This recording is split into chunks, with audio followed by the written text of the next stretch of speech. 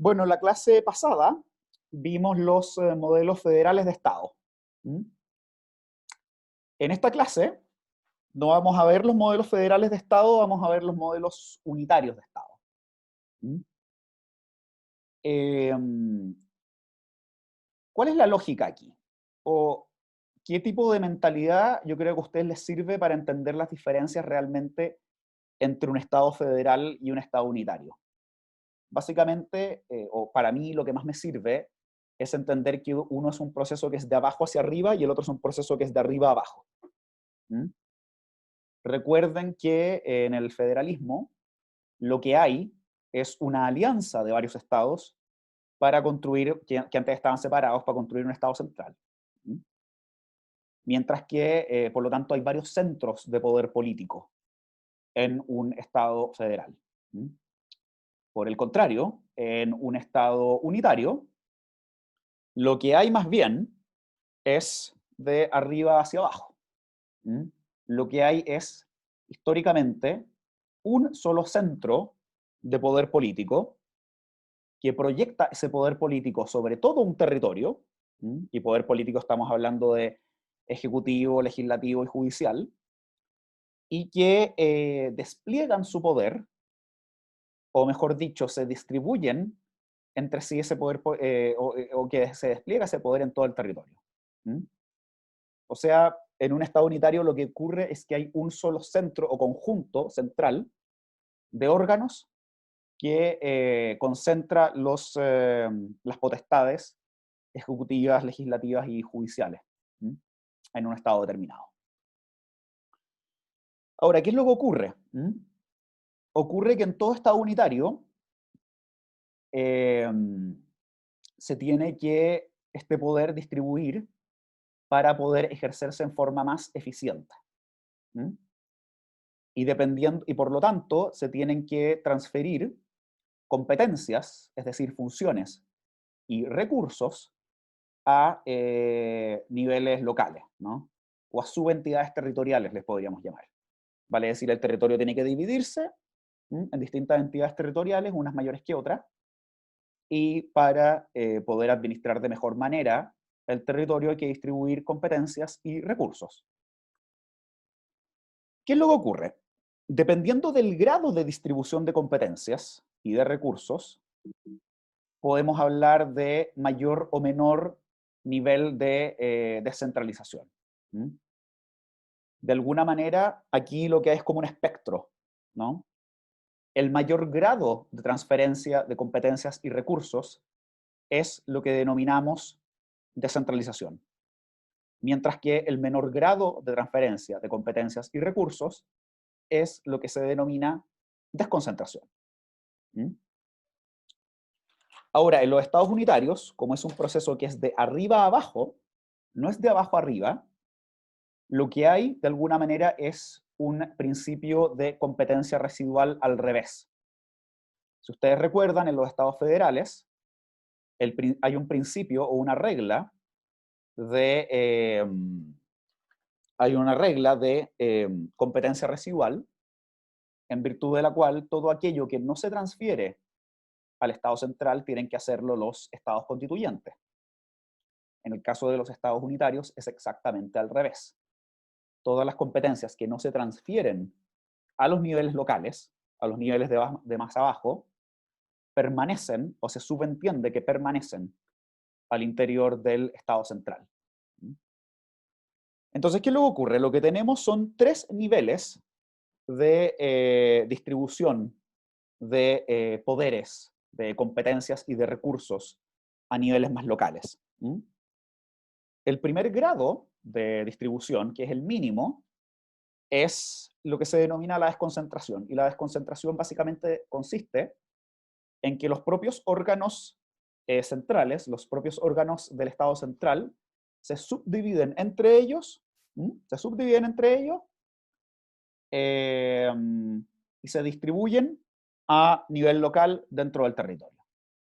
Entonces, por ejemplo, en Chile las Ceremis son órganos desconcentrados. Las Ceremis son parte de los ministerios, no son órganos aparte de los ministerios. Después hay un grado medio de distribución del poder central a nivel local. Y ese nivel medio es lo que se denomina la delegación. Y la delegación consiste en que los órganos centrales transfieren ciertas competencias específicas a los órganos locales, pero estas competencias están muy delimitadas y además de que estas competencias están muy delimitadas, los órganos locales pueden ejecutar estas competencias con poca discrecionalidad, o sea, con mucha supervisión de parte de los órganos de tipo central. Y ya el último nivel, podríamos decir, de distribución de competencias, que es lo que se denomina descentralización o en muchos casos devolución, que sería ya lo que estamos hablando de descentralización propiamente tal, ¿no es cierto? Consiste en que se transfieren muchas más competencias y recursos a nivel local, quienes pueden ejercer estas competencias con una alta discrecionalidad. Y sí hay control del nivel central, porque esto no puede ser por bolita dulce, por decirlo así, pero este nivel de control, este control del nivel central es mucho más difuso y es mucho menor del que correspondería en sistemas de desconcentración o en sistemas de delegación. Ahora bien, yo la pregunta que les quiero hacer acá, ¿qué creen que es más importante? ¿Atribuir competencias y recursos o que estos órganos, los órganos locales, sean autogenerados? Vale decir, que sean democráticamente, que su composición sea determinada en forma democrática. ¿Qué creen que es más relevante? Y aquí relaciónenlo con las lecturas que les he dado a leer. O sea, si ustedes me citan Duverger, me citan Vallès o me citan Mardones, yo lo agradecería. Señor Peralta, ¿qué cree usted?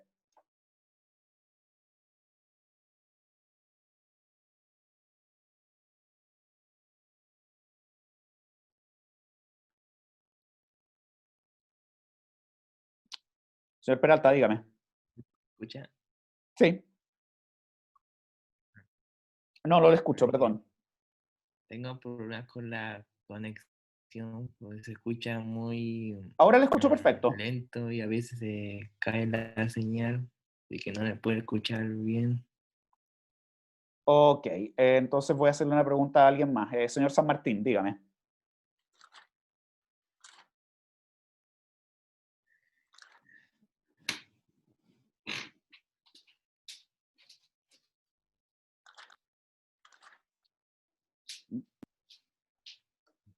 Señor San Martín.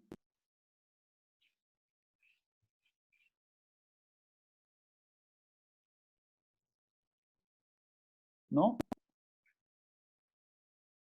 ¿Alguien que desee participar?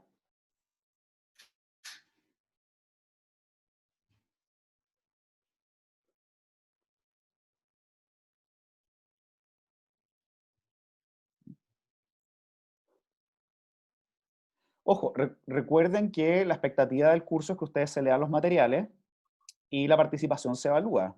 A mí me interesa que ustedes me entreguen sus opiniones al respecto en estos temas.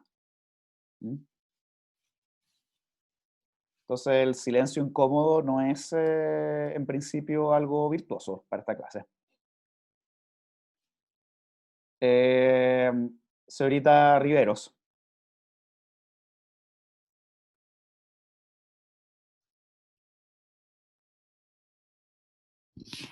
Profesor, ¿me escucha? Sí, le escucho perfecto.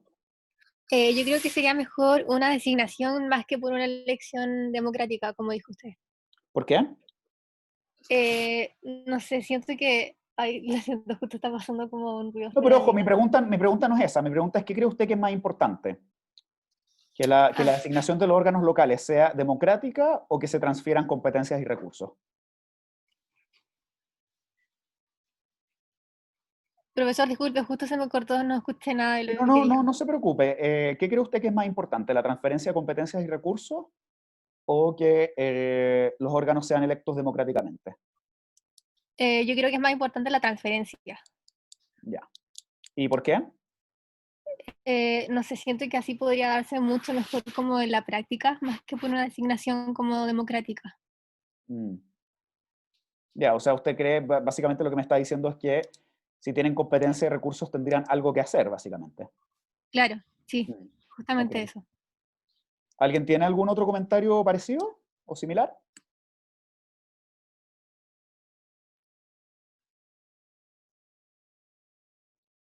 ¿No? Bueno, pero justamente la señorita Riveros tiene razón. O sea, de acuerdo a los expertos, es mucho más importante la transferencia de competencias y recursos a los niveles locales que la generación democrática de estos órganos. Ahora, ¿qué es lo que ocurre? Que muchas veces estos órganos se generan democráticamente porque de alguna manera eso fortalece o eso refuerza la autonomía que estos órganos van a tener respecto del poder central. Sin embargo, sin transferencia de competencias y recursos, la elección pasa a ser meramente simbólica. De hecho, una de las cosas que más se critica a la futura elección de gobernadores regionales es en Chile, es que no se les han transferido competencias y recursos. ¿Mm? Y por tanto, ya que no se les han transferido competencias y recursos, se critica que al final del día lo que va a ocurrir simplemente es que con esta elección simplemente va a ser simbólico y no van a poder hacer nada. Aunque claro, hay gente que piensa que con la elección democrática de gobernadores regionales se va a generar un movimiento que va a presionar para que efectivamente eh, se entreguen más competencias y recursos a nivel regional. ¿Mm? Pero eso está por verse. ¿Alguien tiene algún comentario que hacer a este respecto? Señor Zamora, ¿qué piensa usted?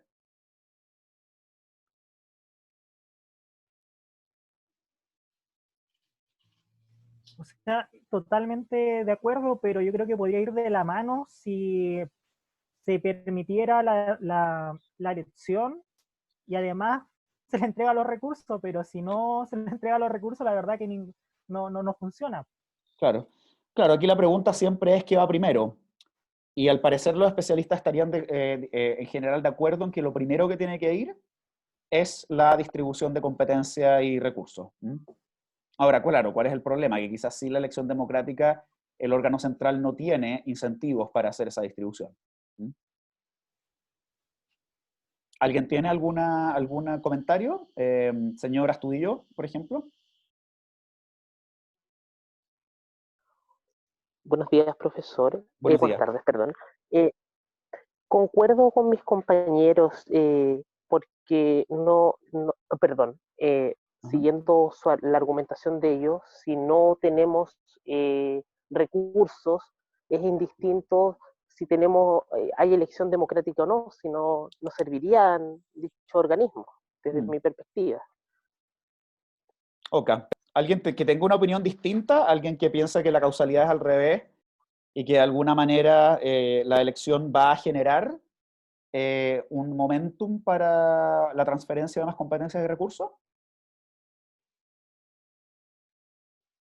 Yo creo que si alguien efectivamente, especialmente si está de acuerdo, está en desacuerdo conmigo, está en desacuerdo con sus compañeros, yo realmente le incentivo a que tome la palabra.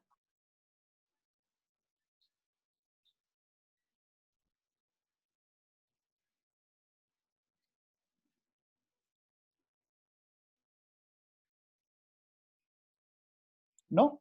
¿Nadie? Bueno. Continuemos entonces. A ver, en cuanto a los modelos de Estado unitario, podríamos decir, o que vamos a ver en esta clase, y que de alguna manera sirven para explicar muchos países, vamos a ver dos.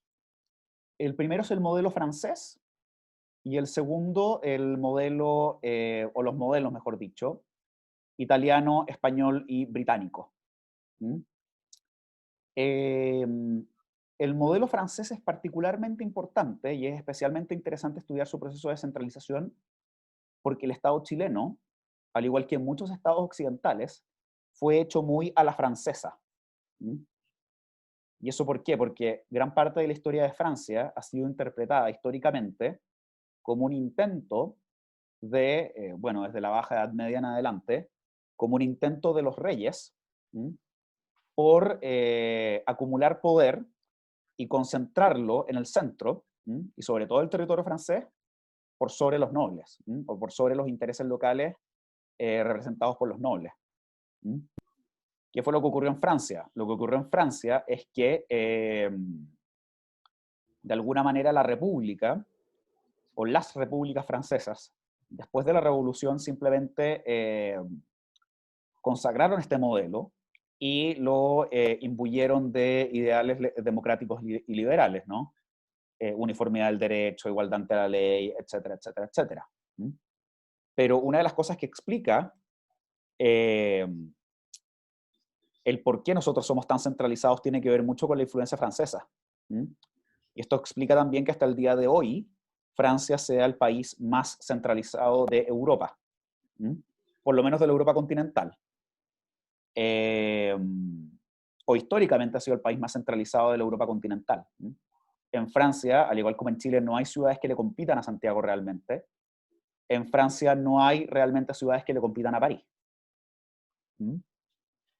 Y esto también tiene que ver con el hecho de que cuando la dinastía Borbón llegó a España y después se hicieron las reformas borbónicas, el Estado terminó siendo mucho más centralizado, ¿no? ¿Por qué? Porque la dinastía borbónica, como había accedido al trono de Francia, ya venía con ideas mucho más centralistas. Esto explica mucho el contexto histórico.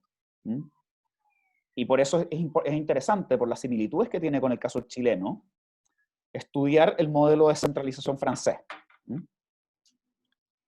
Tal como señalé, hasta los años 80, y esto aparece también en el texto de Duverger, hasta los años 80, Francia era, y en cierto modo todavía es, un país ultra hipercentralizado en que todo pasaba por París.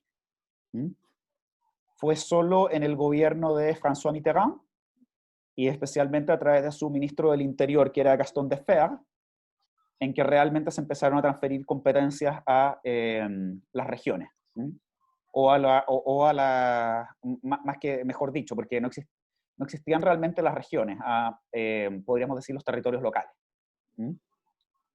Desde los años 80, Francia ha tenido un proceso agresivo de descentralización y de traspaso de competencias a niveles territoriales más bajos, ¿no?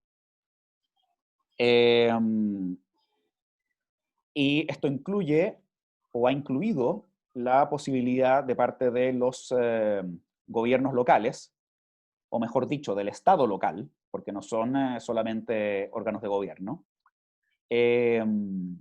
la posibilidad del Estado local, incluso de cobrar tributos y de contratar deuda. ¿Qué luego ocurre? La Francia continental, la Francia, no las islas francesas, sino que la metrópoli que se llama, se divide en 13 regiones. Cada una de estas regiones, a su vez, se dividen en departamentos, y estos departamentos se dividen en otras subdivisiones, ¿no? Hasta llegar a las comunas. ¿Qué es lo que ocurre? Tanto las regiones como los departamentos, como las comunas, tienen un órgano de gobierno, que es una asamblea, básicamente. O mejor dicho, para ser más preciso, tienen un órgano de gobierno en el que hay una asamblea y hay un jefe de gobierno local. En el caso de los alcaldes, en el caso de las comunas, lo que hay es este órgano de gobierno es una municipalidad, ¿no es cierto?, con un consejo y un alcalde. En el caso de los departamentos, el órgano de gobierno se denomina Consejo General, y este Consejo General tiene una asamblea y además hay un presidente del Consejo General. Y en el caso de las regiones, que es la unidad más alta, lo que hay es un consejo regional y hay un presidente del Consejo Regional que es el jefe del gobierno regional. ¿Mm?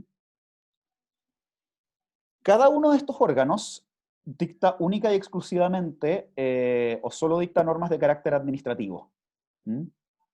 Dicta, podríamos decir, reglamentos o dicta decretos.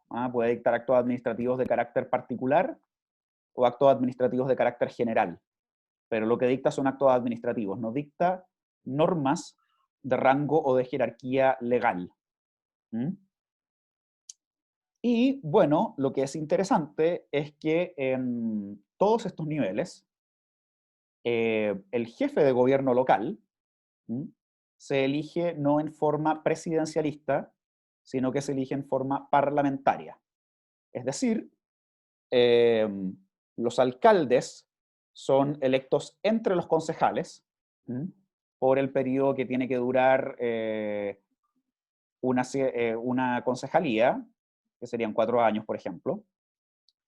Los jefes de los consejos generales, a su vez, los departamentos, son electos por la asamblea del Consejo General de entre sus miembros, y también duran por un determinado periodo. Y en el Consejo Regional ocurre lo mismo.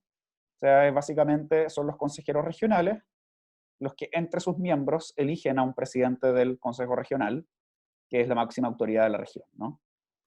Y todos estos jefes de gobierno local, o sea, los alcaldes, los presidentes de los consejos generales y los presidentes de el Consejo Regional, duran en sus cargos mientras cuenten con la aprobación de la Asamblea, la cual puede censurarlos y reemplazarlos por otros durante su periodo. Esto es muy interesante, esto es típico en el sistema francés. Ahora, en forma paralela a la existencia de estos organismos regionales, lo que hay es ciertos órganos desconcentrados del Estado central en las regiones. Y esos órganos son las prefecturas. Y las prefecturas simplemente representan al gobierno central y ejercen las competencias propias del gobierno central, especialmente las de policía. De alguna manera, las prefecturas en Francia serían el equivalente a lo que en Chile son los intendentes, y lo que a futuro en Chile van a ser los llamados delegados presidenciales. Son órganos que se encargan de proyectar el poder central desconcentrado en el territorio francés. Sobre todo ejercen competencias de policía. ¿Alguien tiene preguntas, dudas, comentarios? ¿Les gusta el modelo francés? ¿No les gusta? Etcétera. Ahora, la gran diferencia, claro, formalmente uno dice que se parece a Chile, pero la gran diferencia es que efectivamente se han transferido muchas competencias y recursos al nivel local. Sí, señorita Rivero, los departamentos son como las provincias en Francia. Más aún, la gracia de los departamentos, o la idea de que fueron creados, era que uno pudiese llegar a una jornada a caballo. Así fue como fueron creados. Pero son como las provincias, efectivamente. Señor Peralta, ¿usted tiene un comentario? Pueden colocarlo en el chat si tienen problemas de conexión.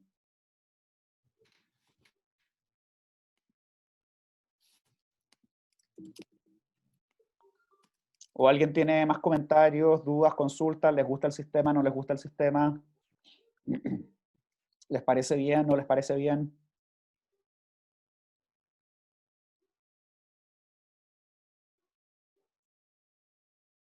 Señorita Castillo, ¿qué opina usted? Buenas tardes, profesor. Sí, dígame.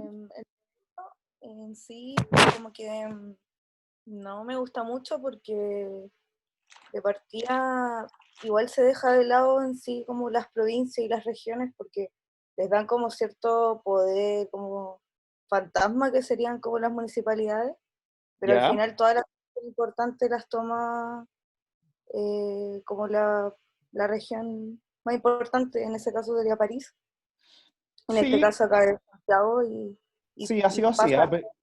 pero ojo, que se ha evaluado el proceso de descentralización francés y efectivamente, al parecer, se han transferido muchísimas competencias a los gobiernos regionales, pero usted tiene un punto.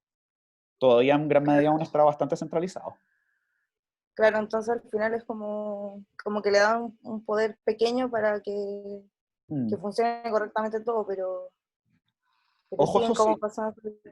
Ojo, eso sí, que con todo, las regiones francesas tienen muchísimo más competencias que las que tienen, por ejemplo, las regiones chilenas. ¿Mm? Ya, claro.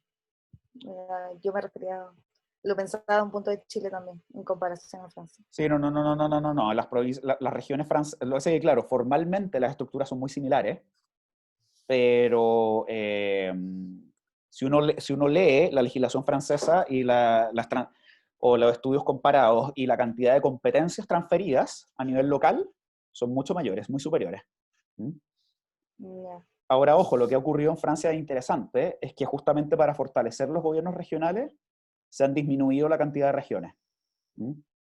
Esto tiene que ver con lo que conversamos la otra vez, de que se han disminuido la cantidad de regiones porque se han dado cuenta de que muchas regiones muchas regiones pequeñas no van a tener realmente la capacidad de poder ejercer sus competencias y administrar sus recursos correctamente. Entonces, claro, se claro. produce también un fenómeno de centralización un poco a nivel regional, que hasta cierto punto se considera inevitable. ¿Mm? Ya. ¿Alguien tiene algún comentario también que hacer, señor Molina?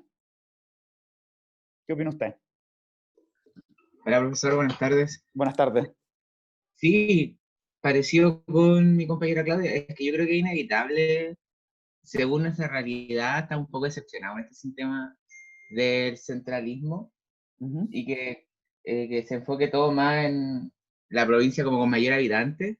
Entonces, claramente da una desconfianza per se, pero me llamó la atención lo que mencionó de que se juntaron las provincias y se agrandaron las regiones, Sí. que claramente es una muy buena idea, es muy buena idea, así que yo creo que es muy buena idea. Bueno, a ver, antes eran, si mal no me equivoco, eran 16 regiones en la Francia metropolitana y 22 en total, considerando las islas. Actualmente son 13 nomás. ¿Mm? Y ojo, o coincidencia, la tendencia es que la región de París o la región de Isla de Francia o las regiones más centrales han decrecido en tamaño porque incluyen más población y las otras han crecido en tamaño. Como que se distribuyeron mejor. Claro, o sea, en el caso chileno probablemente, por lo menos esta es mi opinión personal, yo sí creo que si hay una región que achicar es la metropolitana, y si hay regiones que agrandar o fusionar son las demás, pero con verdadero transferencia de competencia. Sí, de hecho, yo estaba pensando en este tiempo que con el aumento de desempleo en la región metropolitana, es muy probable que la gente se vaya a otras regiones donde quizá las restricciones de trabajo o no se han hecho estas cuarentenas totales. Exacto. Bueno, el señor Zamora dice, profesor, eso nos podría pasar a nosotros con las regiones nuevas con pocos recursos. Exactamente. Usted tiene un muy buen punto, y esa es una de las razones por las cuales y hay gente también que es muy crítica de esta idea de crear nuevas regiones. O sea, nuevamente es un poco como la elección de los gobernadores, netamente simbólico. ¿Mm? Son gestos, pero realmente no va o no necesariamente va a generar mayores niveles de bienestar o grados reales de descentralización en un país. O sea, sé que es contraintuitivo lo que estoy diciendo, pero yo sí estoy firmemente convencido de que si uno lo que quiere es verdadera descentralización, es preferible menos regiones, pero con verdadera transferencia de competencias y transferencia de recursos, ya sea que se haga a nivel constitucional, a nivel legal, etc. Señor Peralta, ¿te quería decir algo? No, gracias. ¿Me escuchas? Sí, lo escucho perfecto.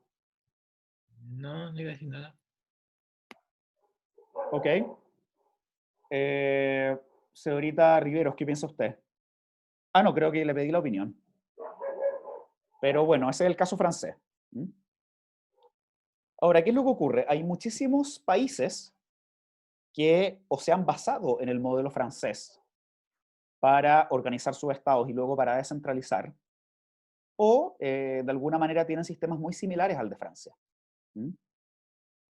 Por ejemplo, países como Corea del Sur, países como Japón, países como, hasta cierto punto, Nueva Zelanda, se puede argumentar que o están basados en el modelo francés o se organizaron de formas que son muy similares a las de Francia, y en las cuales se ha transferido progresivamente competencias a nivel, y recursos a niveles regionales, ¿no? ¿Cuál es una de las grandes diferencias con el modelo francés clásico? Una de las grandes diferencias del modelo francés clásico, con el modelo francés clásico, es que en muchos de estos países lo que se ha decidido, por razones culturales o por otras consideraciones, es que los jefes de gobiernos locales no se elijan de modo parlamentario, sino que se elijan de modo presidencialista, o presidencial. Entonces, ¿qué es lo que ocurre? Los jefes de gobierno locales, en lugar de ser electos por las asambleas a cada uno de los niveles, vale decir los consejos, los departamentos o los consejos regionales, como quiera que se llamen estas asambleas, son electos directamente por el pueblo, ¿no? O sea, en forma paralela a cómo se elige la asamblea, ¿no? Habría como un sistema presidencial para la elección de alcaldes, gobernadores, intendentes, etc. Como quiera que se le llame a estos jefes de gobierno local. Ese es un cambio típico que se hace en muchos países al sistema francés. Y otro cambio que se puede hacer al sistema francés, y que a mí me parece bastante interesante, es lo que se hizo en los países escandinavos. Y en particular, para ser claro, en un país escandinavo, que es Noruega, y otro que se hizo en un país del Benelux, que es Holanda, o los Países Bajos, como se le llama. Ocurre en estos países que los jefes de gobierno local, sobre todo en el nivel máximo, lo que en Chile serían las regiones, por ejemplo, no son electos popularmente, sino que son designados por la autoridad central. Las asambleas son electas popularmente, pero el jefe de gobierno es designado por la autoridad central, y lo mismo los alcaldes, en el caso holandés. Y ese modelo es interesante porque en lugar de tener una estructura paralela de nivel desconcentrado, gobierno central y nivel descentralizado, lo que ocurre es que colocan órganos descentralizados y los jefes de gobierno local son elegidos por la autoridad central de manera de asegurar coordinación entre los distintos niveles, ¿no? De manera de fortalecer la coordinación y de que no haya conflictos de competencia, o lo menos posible.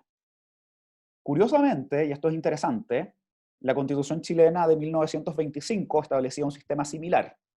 Si mal no me equivoco, lo establecía para elegir alcaldes, o que tenían que ser designados, o que podía designarse por el gobierno central, en caso de que estuviéramos hablando de municipalidades con más de 100.000 habitantes, y también para la designación de intendentes, que tenían que estar acompañados de una asamblea provincial, que iba a ser democráticamente electa, y que lamentablemente nunca se implementó. También es interesante porque el sistema noruego y el sistema holandés, porque es también parecido a lo que se intentó establecer en la Constitución de 1828, la de José Joaquín de Mora, la que nunca se aplicó, el cual era un sistema en el cual las asambleas provinciales, o como quiera que se llamaran estos órganos locales, le proponían una terna a las autoridades de más arriba, las cuales a su vez tenían que elegir entre esos tres miembros quién iba a ser el jefe de gobierno local en cada uno de los niveles respectivos. ¿Qué les parece estos sistemas? ¿O les hacen sentido, no les hacen sentido? ¿Les gustan, no les gustan? Señorita Castillo, ¿qué opina usted?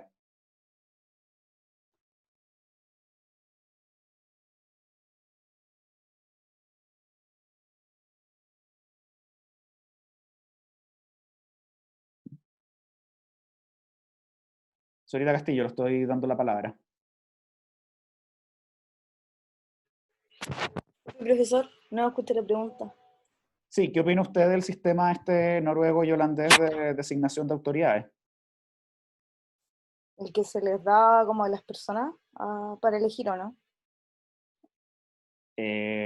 No, el sistema holandés de elección de autoridades y noruego es que las asambleas son electas directamente por el pueblo, pero el jefe es, es electo o es designado por el nivel central.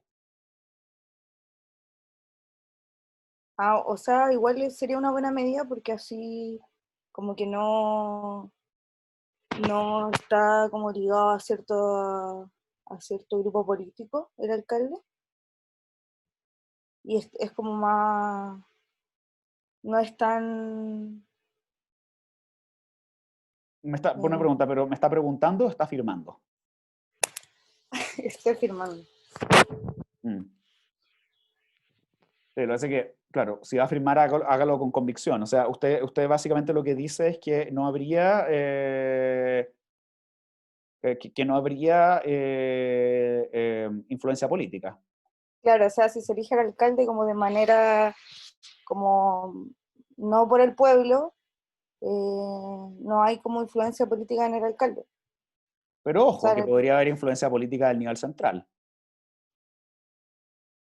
sí, sí también. Profesor, ¿Sí?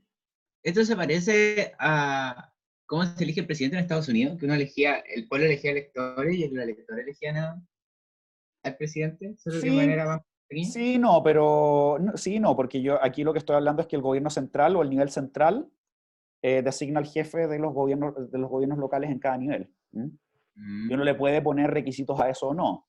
Entonces, por ejemplo, en un caso como el de la Constitución de 1828, ¿no es cierto? Lo que ocurriría es que las asambleas, por ejemplo, para elegir un alcalde, probablemente lo que ocurriría es que los concejales, de entre sus miembros, le darían una terna al intendente, y el intendente elegiría uno. O que una asamblea provincial, de entre sus miembros, haga una terna y se lo pasa al presidente, y el presidente elige a uno. Y quizá ahí se pueden poner más restricciones sobre cómo sacarlos del poder, etc.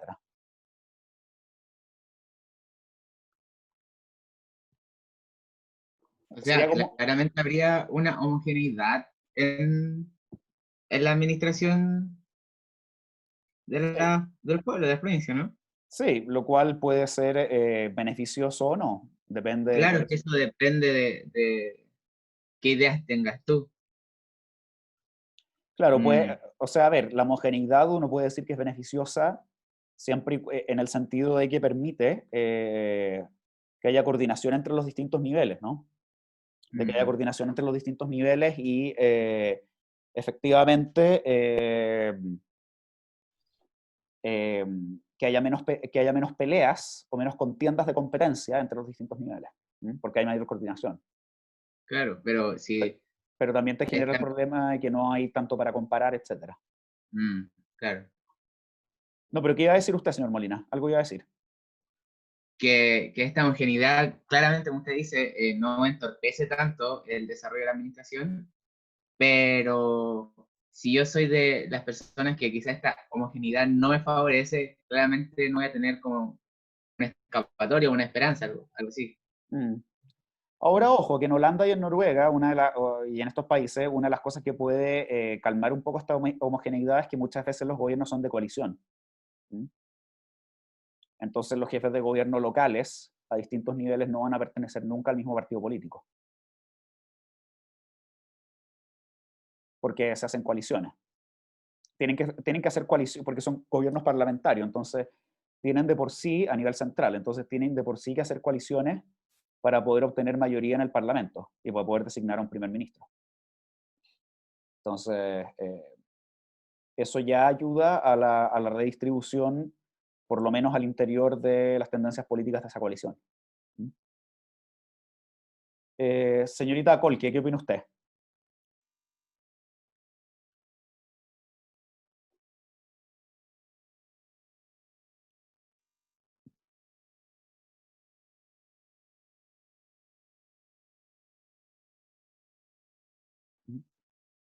Señorita Colque.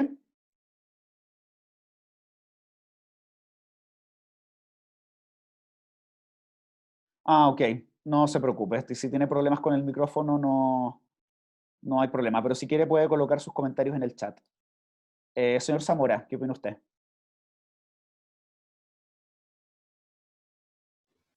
Bajo el escenario de Países Bajos, sea, funciona, pero por las coaliciones que decía usted y este espíritu colaborativo que puede Mm, ayudar también a que si el alcalde designado por el Poder Central ser un conductor de las problemáticas locales para poder eh, tener llevar esa problemática a nivel central, lo veo positivo, mm, pero siempre y cuando no haya una obstrucción o que si tiene la mayoría el poder central con el alcalde y también la asamblea, podría al final absorber el poder y perjudicar a los que tienen minoría. Pero bajo esta escenario de coaliciones y de espíritu colaborativo lo veo positivo. claro. Claro, las democracias que se llaman consociativas, como le decía Aaron Lipyard. ¿Mm? Pero sí, en eso usted tiene un punto. ¿Alguien más que quiera hacer algún comentario al respecto? Señorita Pinto, ¿qué opina usted?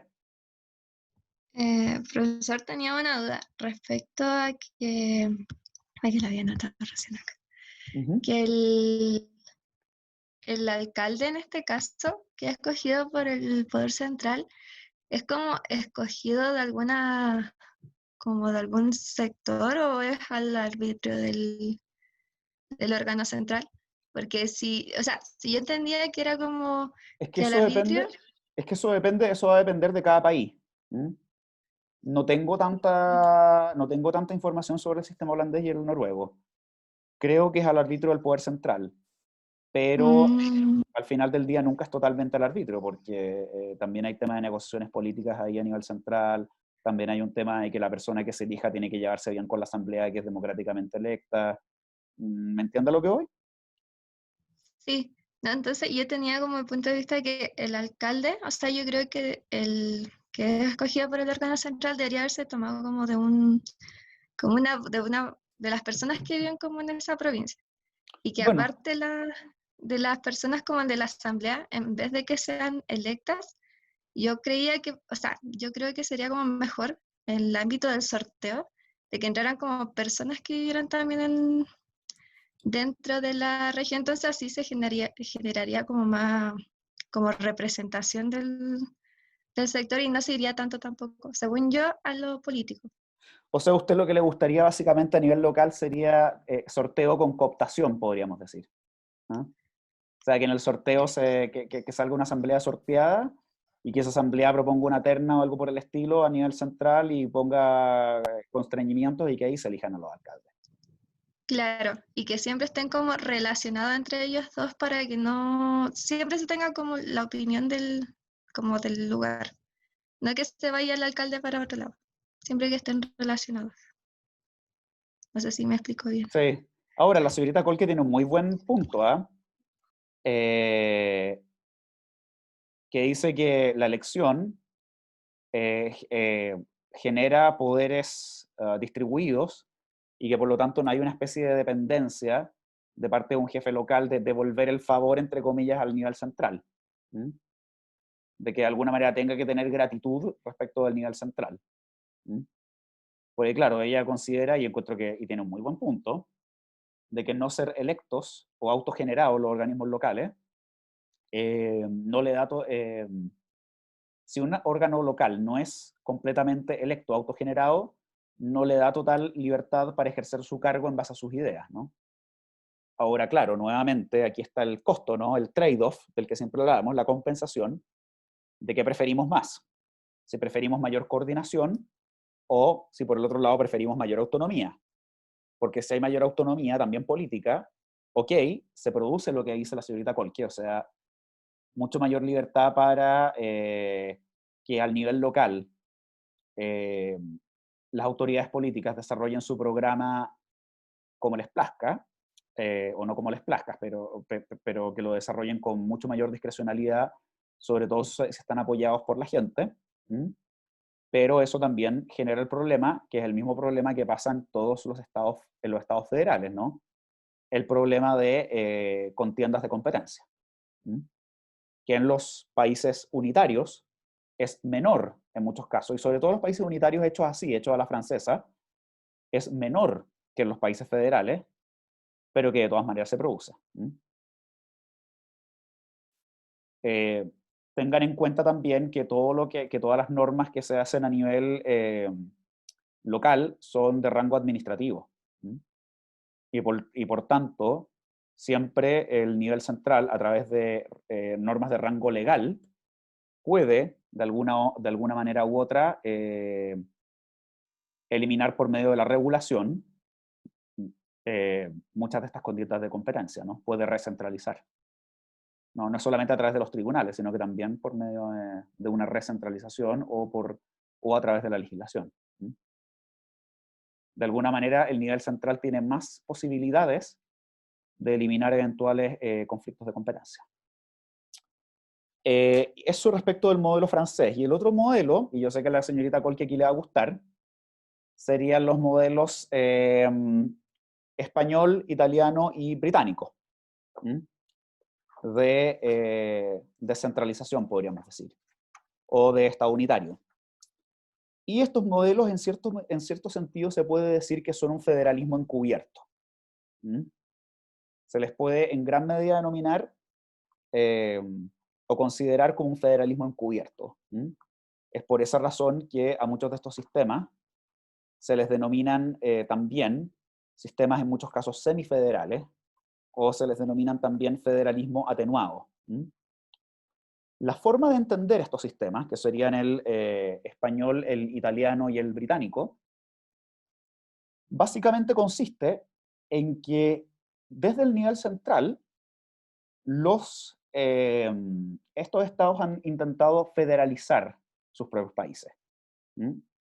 Vale decir, es un intento de federalización, podríamos decir, pero hecho desde arriba abajo, en vez de ocurrir desde abajo hacia arriba.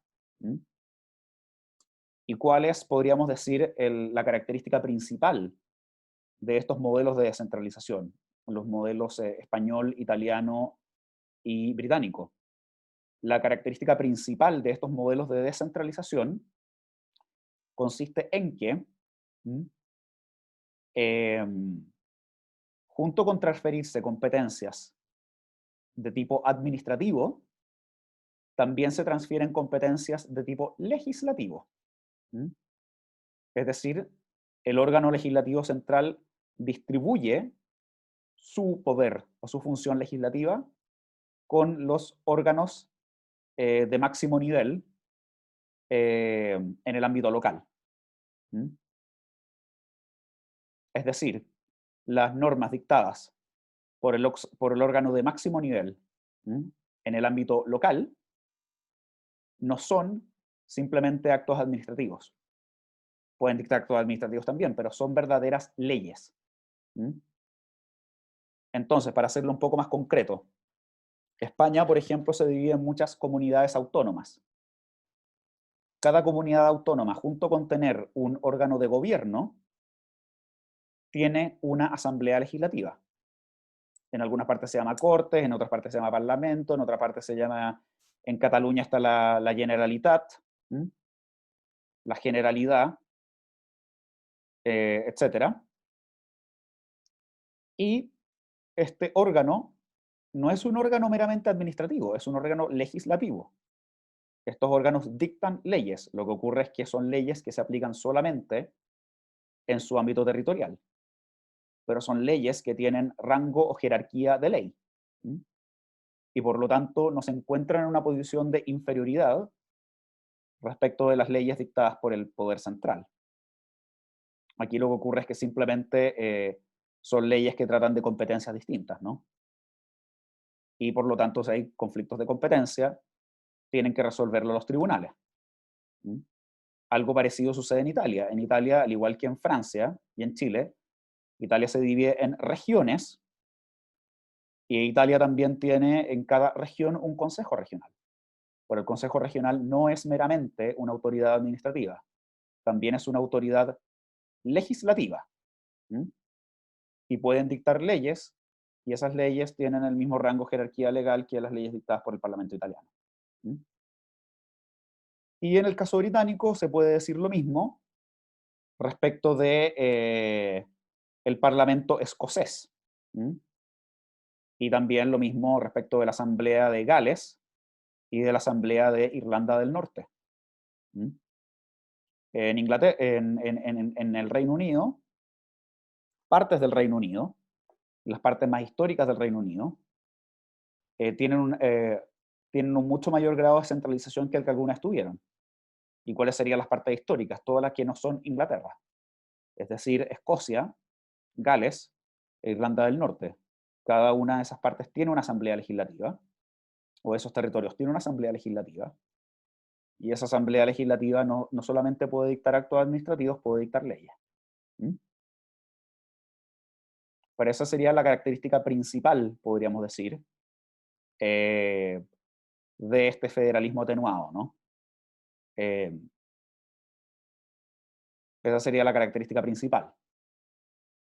Tanto es así que en muchos casos la distribución de competencias con el nivel local se hace a nivel constitucional. En España y en Italia es la propia Constitución la que establece cuáles son las competencias que se transfieren a los niveles locales. En Gran Bretaña no, porque como sabemos, Gran Bretaña no tiene una constitución escrita.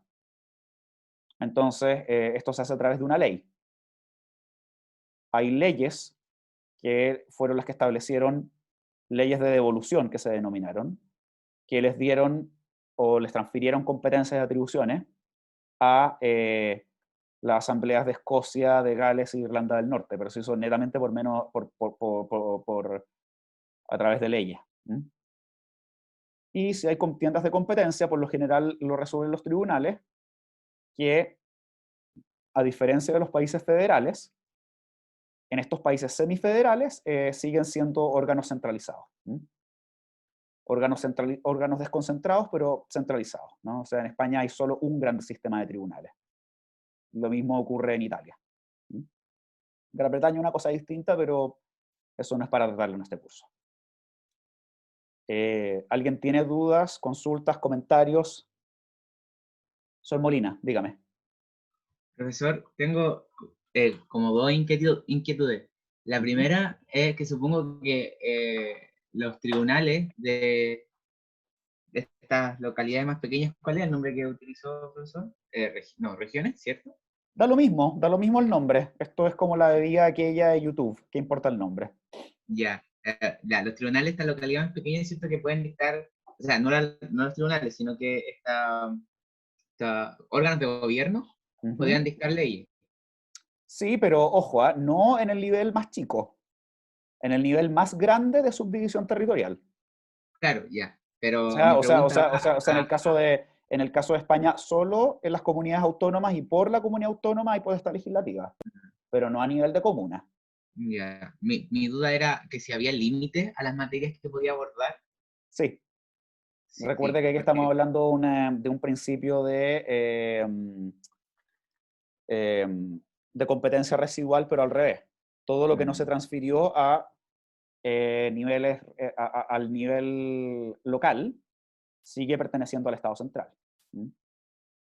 Y, profesor, la otra duda es, cuando se dan estas disputas de competencia, resuelve el tribunal, dice que el tribunal es desconcentrado, pero sigue siendo un solo sistema de tribunales. Sí, sigue siendo un solo sistema de tribunales. ¿Usted sabe cómo se aplica la ley, si se ve desde un punto de vista de especialidad, de que prime la ley que dicta por la comunidad autónoma por sobre la general? Sí, por lo general, bueno, hay un criterio de especialidad, por supuesto, pero en muchos casos son los tribunales constitucionales los que se encargan en gran medida de resolver las contiendas de competencia y problemas de interpretación. Porque la especialidad podría ser buena si uno piensa que no hay nadie mejor que un coterráneo para determinar lo que es mejor para el lugar donde uno vive. Claro, hay un tema de subsidiariedad ahí. Señorita Riveros primero y después la señorita Colque, que yo sé que tiene mucho que comentar al respecto. Para bien. Señorita Riveros, dígame.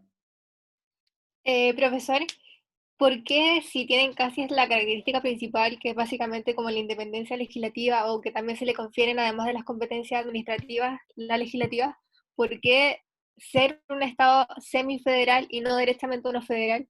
Bueno, esa es la pregunta que se hacen los españoles. Y en muchos casos, quizá a futuro se van a transformar en federación, pero el gran tema es que aquí, acuérdase que es un proceso histórico, ¿no? Ujú. Entonces, Claro, pero ahí se podrían quizás evitar los problemas de competencia que se pueden generar producto de esta misma transferencia de competencias. claro, ahora, ojo, que hay un tema, eso sí, y esto es un tema que también se da en las federaciones, ¿ah? Uno jura, o uno cree, o puede creer en principio, y esto es bien importante, y era un tema que yo iba a tratar ahora, y anótenlo porque esto es bien importante, en muchos de estos sistemas semifederales, y también en algunas federaciones, la transferencia de competencias a nivel local no es uniforme. ¿Mm? Hay ciertas subdivisiones territoriales que tienen más competencias que otras. ¿Mm? Entonces, lo cual en muchos casos se explica por circunstancias especiales o por particularidades culturales, etcétera, o porque tienen más recursos, etcétera. Pero obviamente genera el problema de resentimiento de parte de las demás entidades subnacionales o subterritoriales y el problema de desigualdad ante la ley. Entonces, por ejemplo, ¿qué es lo que ocurre en España? En España, las comunidades de Navarra, País Vasco y Cataluña tienen más competencias que el resto de las comunidades autónomas. Y la de Navarra es la que más competencias, si mal no me equivoco, Navarra es la que más competencias tiene. ¿Mm? Razón por la cual los catalanes están con la vena así. ¿Mm?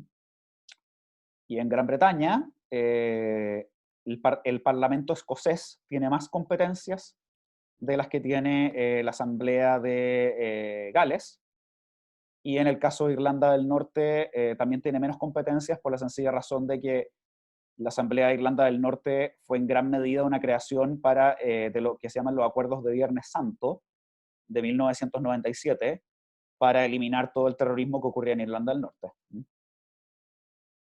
Señorita Kolke, dígame. Profesor, disculpe algo, un comentario chiquitito. Y esta transferencia que no es uniforme, finalmente tiene una razón porque funciona mucho mejor en las como provincias que dijo usted que eran mucho más importantes, cosas así. ¿No podría llegar a existir que las otras regiones que se sienten como menores pudieran exigir como un equilibrio de competencias? Bueno, eso es lo que ha pasado, porque por ejemplo en Gran Bretaña el caso inglés es muy interesante, el caso británico es muy interesante.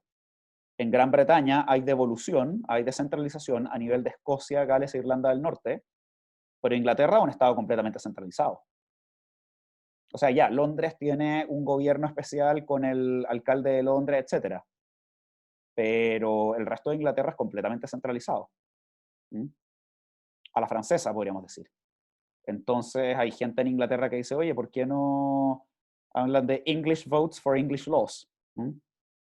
¿Por qué no se hace distribución de Inglaterra, no? ¿Por qué no, por último, Inglaterra se divide en varias partes? Porque, claro, Inglaterra es de los territorios del Reino Unido el que tiene por lejos la mayor población.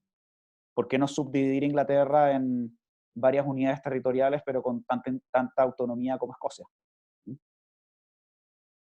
Pero lo que usted dice es muy relevante.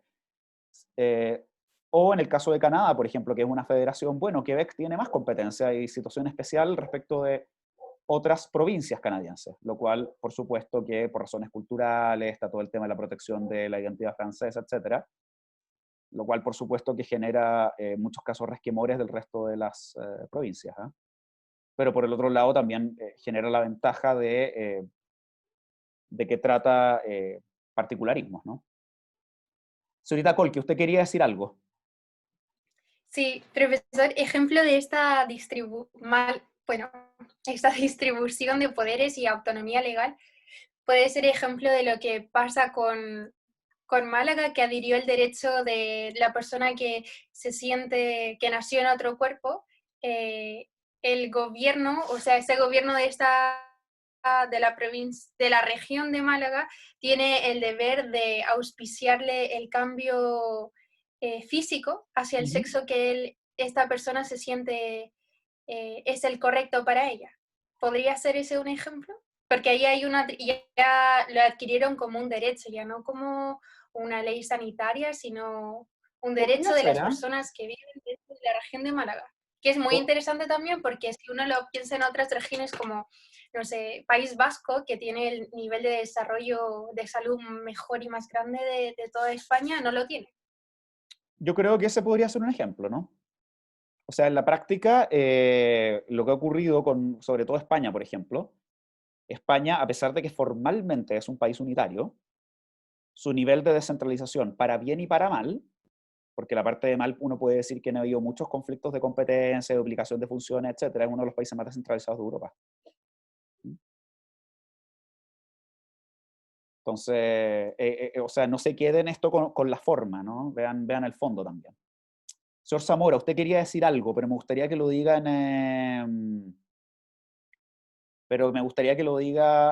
hablando, usted respecto de su comentario sobre la unidad del Estado. O sea, cómo funciona el principio residual en este, por así decirlo, régimen de semifederalismo, al menos tomando el caso de España, que se buscaría evitar un mayor grado de autonomía en las localidades o comunidades miembros, evitando darle mayores atribuciones para que se logre independizar. Sí, ahora ojo, que en el caso español hay un tema que se olvida y tiene relación con el contexto histórico, que es el tema de que en la Constitución de 1978 estaban recién saliendo la dictadura de Franco. Entonces, para los sectores más nacionalistas castellanos, podríamos decir, la idea de reconocer el federalismo en la Constitución española era un no-no, ¿ah? Era una línea roja. O sea, es altamente probable que el proceso se hubiera ido al traste en gran medida si hubiesen hecho un reconocimiento del federalismo. Ahora probablemente hay mucho más espacio para eventualmente considerar una España federal. Y más aún, el diario El País muchas veces ha actuado o ha dicho que España debe transformarse en federal y que el Senado español debe cambiarse al modelo alemán, que es el que vimos la clase pasada. Pero de que ocurra, no lo sabemos. Quizás ahora con el coronavirus, la crisis los fuerce a hacer cambios sustanciales a la forma de Estado, pero no... ¿Alguien tiene algún comentario al respecto? ¿Les gusta este sistema de semifederalismo? ¿No les gusta? ¿Lo consideran probablemente aplicable a Chile, etcétera? Profesor, yo considero que es muy aplicable a Chile y a nuestra circunstancia actual. Yo creo que nos ayudaría a poder desarrollar una mejor distribución de los recursos, quizás optimizarlos de mejor manera de acuerdo a las circunstancias de cada nueva macroregión. Y también cumpliría una labor de supervigilancia respecto a qué se hace. Ahora usted está diciendo macroregión, o sea, usted lo haría con unificación de regiones. Yo creo que sí. Ya. Sí, porque yo pienso que aumentar las regiones va a hacer que, por ejemplo, las regiones del sur, de Coyhaique, de Aysén, sean su propia región autónoma. Eso sería destruirlas hasta un cierto punto. Porque, por ejemplo, Magallanes recibe mucho subsidio que se saca de los recursos que produce la zona norte de Antofagasta. Entonces, quitarle eso para ellos sería aumentar la desigualdad y la pobreza que ya tienen. Bueno, a ver, eso es lo que usted está diciendo, es un tremendo tema. O sea, muchas veces, aquí hay todo un asunto de que a veces la desigualdad, cuando ya hay desigualdades territoriales muy grandes, cierto grado de centralización es lo que permite distribuir bien los recursos, ¿no? Uno lo piensa sobre todo en el sistema de salud. Probablemente si fuera un sistema de salud ultra hiper descentralizado, ocurriría o podría terminar ocurriendo como en Italia. No con el sistema de salud italiano, pero en otras cosas, en que ciertas regiones son muy, muy pobres y otras muy, muy ricas. Recuerden que les dije que en Italia la gran mayoría del PIB italiano la generan las regiones del norte, no las del sur. Y en España ocurre otro tanto similar, y en Gran Bretaña está ocurriendo con el sur de Inglaterra. ¿Alguien tiene una opinión al respecto? ¿Tiene otra opinión? Señorita Castillo, ¿qué opina usted? Yo opino que igual sería aplicable a Chile el modelo de España, además porque, bueno, por lo que dijo, que igual es como un modelo de transición, quizás para no decir totalmente federal y pasar como de unitario a federal, pero igual ocurriría eso de que si es que las regiones, como que hay macro regiones, o si es que no hay macro regiones, por ejemplo, Antofagasta, que es una región que igual nosotros igual tenemos como harto poder. O una gran región que se llama región del norte grande, ¿no? Algo así. Claro. Pasaría lo que pasa en España, que por ejemplo Cataluña es una de las regiones que igual tiene harto poder, y quizás, por ejemplo, si es que ahora con el cambio de constitución y que, no sé, fuera algún día llegar la salud como gratuita o estatal, pasaría eso, que en Antofagasta sería como muy buena y en otras regiones como quizás del sur sería como muy mala.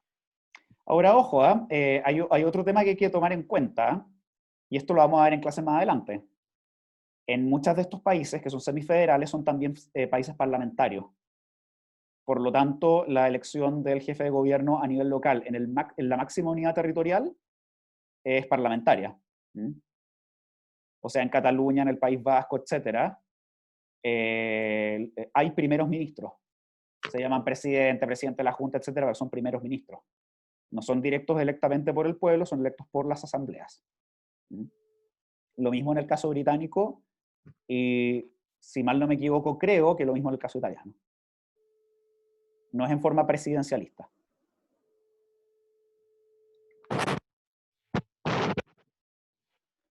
Eso lo digo para que lo tengan en cuenta. Esto es muy importante, se eligen en forma parlamentaria en la mayoría de estos casos.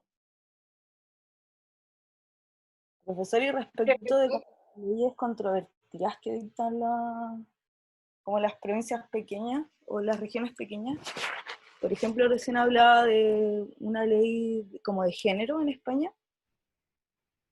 Eso ahí por lo general resuelve el Tribunal Constitucional o resuelven los tribunales, dependiendo si uno quiere darle recursos contra sentencias de primera instancia, ¿no? Si quiere dar varias instancias o no. Bueno, un caso típico fue todo el conflicto respecto del Estatuto de Autonomía de Cataluña.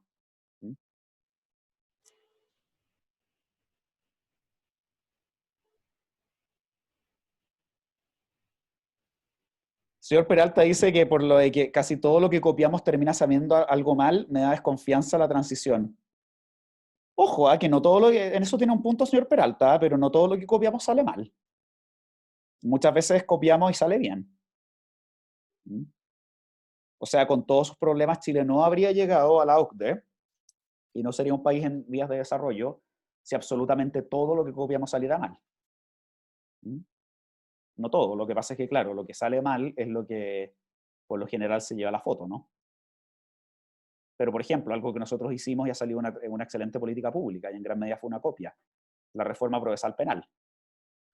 Y en gran medida fue una gran política pública porque, y esto es muy importante, porque se hizo en forma muy gradual.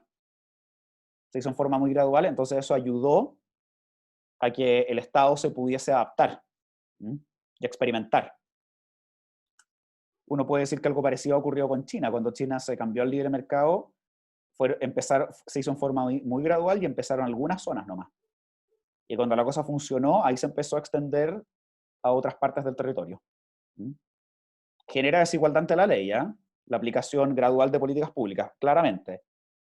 Pero tiene la gracia de que le permite al Estado experimentar y corregir sobre la marcha. Ver qué es lo que está bien, ver qué es lo que está mal, etc.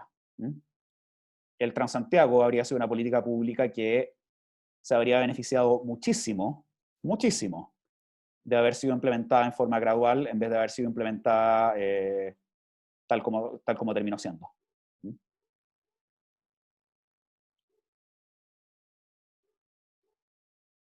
¿Alguien tiene algún otro comentario que hacer? ¿Les gusta este sistema? ¿No algo por el estilo?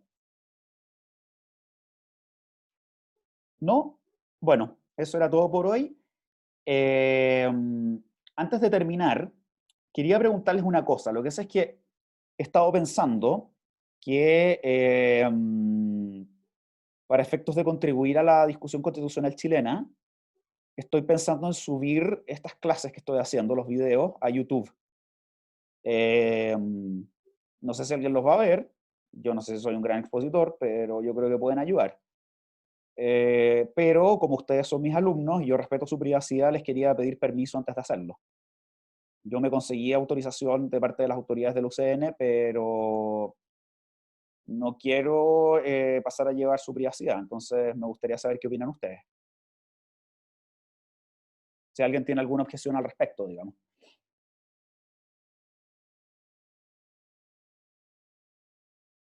Ya, la señorita Riveros dice que no hay problema. ¿Alguien tiene objeciones al respecto o les parece bien en general?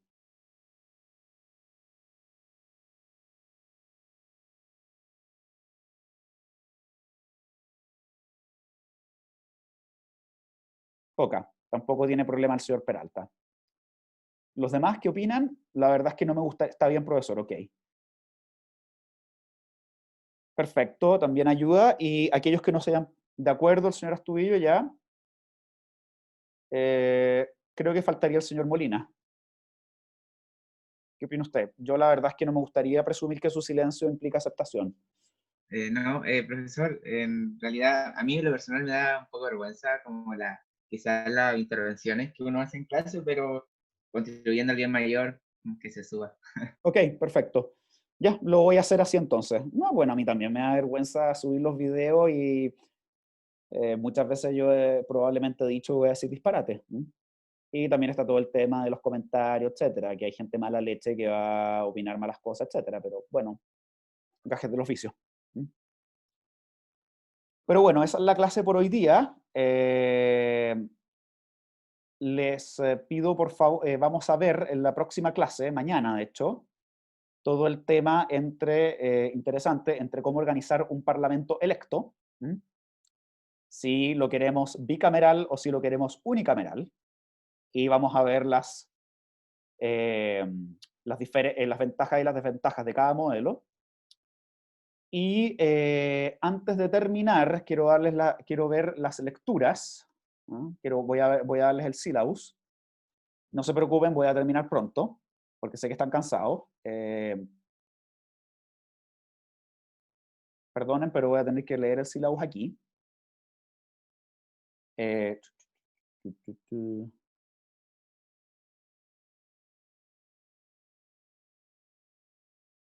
Sí, para las próximas semanas ustedes se tienen que leer varios textos, pero que no son para esta semana, son para las próximas 2 semanas.